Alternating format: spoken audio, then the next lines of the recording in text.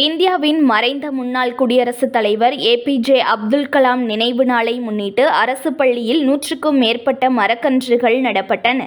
இந்தியாவின் முன்னாள் மறைந்த குடியரசுத் தலைவர் ஏபிஜே அப்துல் கலாம் நினைவு நாளினை முன்னிட்டு ஒவ்வொரு ஆண்டும் அப்துல் கலாம் அறக்கட்டளையின் சார்பாக மரக்கன்றுகள் நடப்பட்டு வருகின்றன. அதன் ஒரு பகுதியான 9ஆம் ஆண்டு அப்துல் கலாம் நினைவு நாளினை முன்னிட்டு மரக்காணம் அரசு பெண்கள் உயர்நிலைப் பள்ளியில் மரக்கன்று நடவு செய்யும் நிகழ்வு இன்று நடைபெற்றது. இந்நிகழ்ச்சியில் 100க்கும் மேற்பட்ட மரக்கன்றுகளை அப்துல் கலாம் அறக்கட்டளை சார்பாக அதன் பொதுச் செயலாளர் கோகுல்ராஜ் தலைமையில் பள்ளி மாணவிகளுடன் இணைந்து மரக்கன்றுகள் நடவு செய்யப்பட்டு மரம் வளர்ப்பதன் பயன் குறித்து மாணவிகளுக்கு எடுத்துரைக்கப்பட்டு வீடுகள் தோறும் மரம் வளர்க்க வலியுறுத்தப்பட்டன.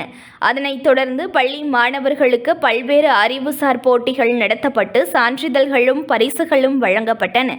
இந்நிகழ்ச்சியில் பள்ளி தலைமை ஆசிரியர் அருள் செல்வி, அப்துல் கலாம் அறக்கட்டளையின் செயலாளர் பரத் உள்ளிட்ட நிர்வாகிகள் கலந்து கொண்டனர்.